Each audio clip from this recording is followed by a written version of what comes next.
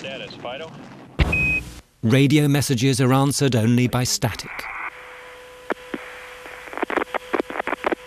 Mission Control was unaware that cameramen outside were already filming what was left of the shuttle hurtling to the ground. Columbia, Houston, UHF comm check. It went away, so I do believe it's instrumentation. Okay. GC flight. GC flight. Fly GC. Lock the doors. And we got all this terrible sinking feeling. And people started crying. I started crying. I couldn't hold myself, and it was really, really hard. Really, really hard.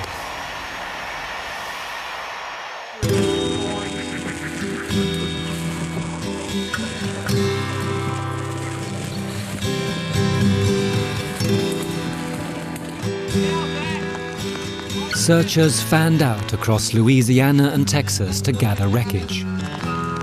All the astronauts sent to hunt giant lightning were killed. Immediately there was fear that they'd been brought down by the phenomenon they'd been sent to record. Well, as part of my work now at Los Alamos, I operate a ground-based array of lightning detectors.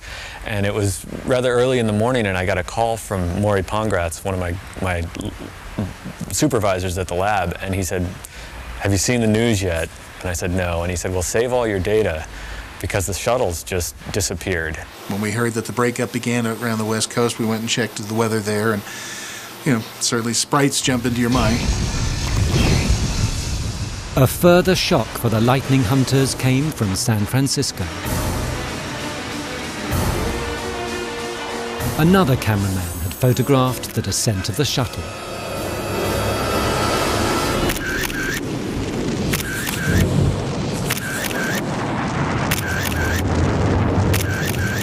And then it came out that there was this photo associating it with lightning.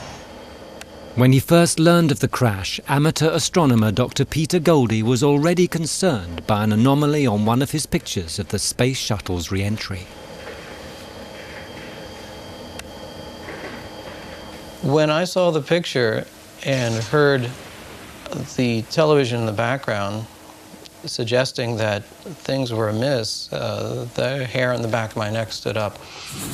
The picture that shocked Goldie showed the bright line made as the Columbia streaked by in the 8 seconds of his time-lapse photo. The re-entry trail was joined by a purple corkscrew of light. I didn't know what it was, but by all appearance, it appeared to be a lightning bolt. The apparent bolt struck 2 seconds before a sudden brighter glow signaled that the craft was breaking into pieces. 6 minutes later, the shuttle exploded. When a newspaper got wind of the photo, the killing potential of Megalightning was front-page news.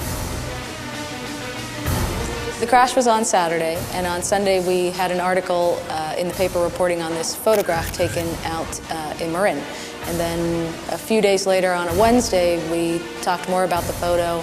I believe we called it SF Man's Astounding Photo. The paper had seen the photo, but was forbidden from publishing it. NASA had sent an agent to collect the image and the camera. The initial evidence from that photo that possibly sprites were responsible for the disaster was kind of a shock in that way, that these had been sort of benign, friendly things to study, and now they might have serious implications. The lightning hunters turned detective to find out if a sprite was the killer. There was a photograph, and there was some concern that the shuttle during re-entry, of course, did go through the altitudes that sprites and other high-altitude electrical phenomena occur. To cover all bases, NASA was interested in making sure that any possible evidence of electrical effects is thoroughly considered. But the last recordings of Columbia's hunt for giant lightning had been lost in the crash. Rescuers combed through debris. It took 2 weeks to find the tapes.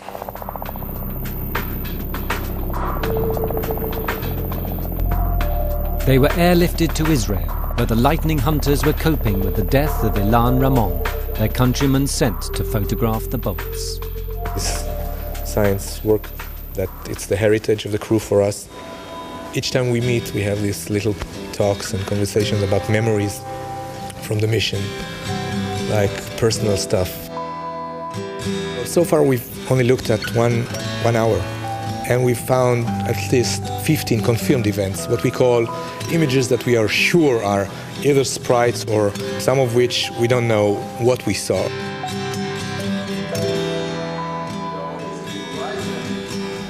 Among the first images made public from Columbia's lightning hunt was a meteor re-entry, apparently sparking a bolt of giant lightning.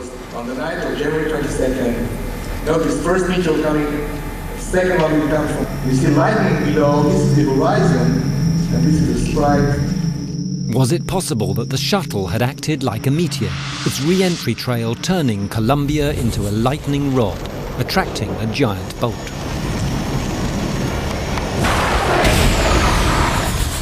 NASA's sub-panel considered this horrific possibility in secret. Meanwhile, the public was being told wing damage and mismanagement had caused the accident. The first cause was the foam that came off and hit the reinforced carbon-carbon. The second was the loss within NASA of its system of checks and balances. NASA's probe into the shuttle lightning strike was never made public.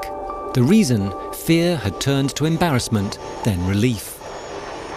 Experts who checked the San Francisco photo concluded the image of lightning was probably caused by camera wobble. Our conclusion was that there was no evidence for any electrical activity at the altitudes that the shuttle went through and the region of the Earth that it went through. There was a camera shot that it turned out to most likely be an artifact of the particular camera. The giant lightning was dismissed as a ghost in the machine. But the man who'd been America's lookout for rogue atomic tests had heard something very real in the re-entry path of the doomed space shuttle. Dr. Alfred Bedard had been the first to confirm Sprite Thunder. His infrasonic array was listening when the shuttle went down. My wife and I were watching television and we were looking at the re-entry, and all of a sudden it became evident that things were not normal, and then it became evident that it was a true tragedy. So at that point we knew we had detected re-entries in the past, and we looked at our data to make sure we had something, and it looked like we did. The detectors had heard a sinister sound before the shuttle's breakup. I'm going to start this playing. So this is an hour of data in the real time. This has been compressed in time to 9 seconds, so we're actually able to hear the infrasound. I call it infra audio as a compressed audio track. So what you're hearing are the bursts of energy early.